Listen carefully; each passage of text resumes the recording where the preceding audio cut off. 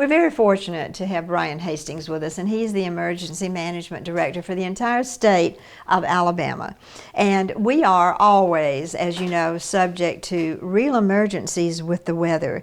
And no matter how many times you hear what you should do, sometimes we really don't think about it. It's not like an earthquake. You have no notice. Hurricanes, tornadoes, thank the good Lord we do have a little notice, so there's no excuse for us not to do what we should be doing. And we have the person here who knows exactly what we should be doing.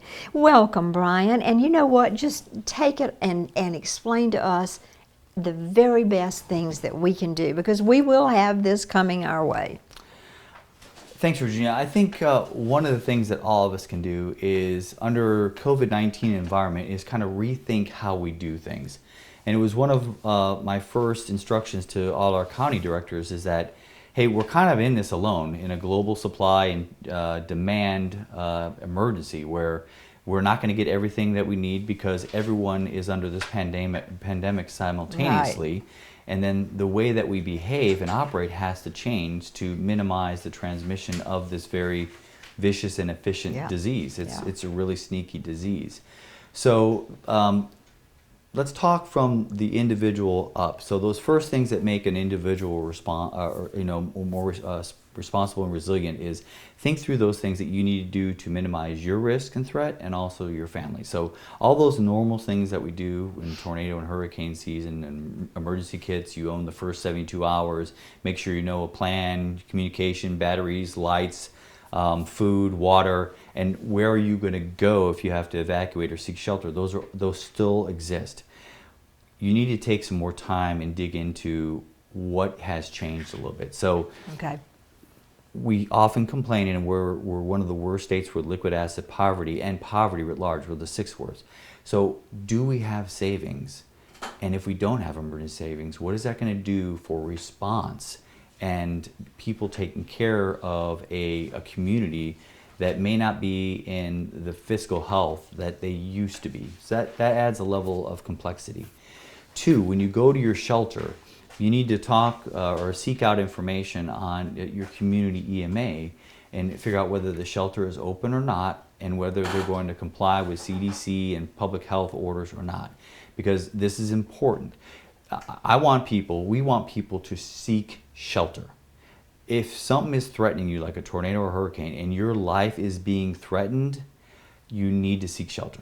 Okay, now in your emergency kit, what you can bring is a mask. And you could bring hand sanitizer. And you can stay together as a family inside that shelter. If you're still having trouble distancing from other people and keeping 6 feet, put your mask on, keep your hands to yourself, sanitize them, okay? So those are things you can do that. If the county, and these are all local issues, is going to have the capacity of their shelter so that you can maintain that social distancing, you need to be aware of that, because the normal occupancy rate has just been cut in half. Or the sheltering in a building, whether it's a church or a civic room or a gymnasium in a school, you need to know what the procedures are and comply with those procedures. The things that we're doing behind the scenes is making sure that we have cloth masks that we can give to the county EMAs and also to the state-run shelters for like evacuation purposes during hurricanes.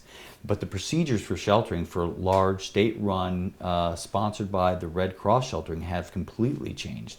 And non-congregate sheltering is the preferred method under COVID-19, which means that there's some way to compartmentalize family units and people to keep them separate and distanced, versus congregate sheltering, which is a large open area where people just congregate.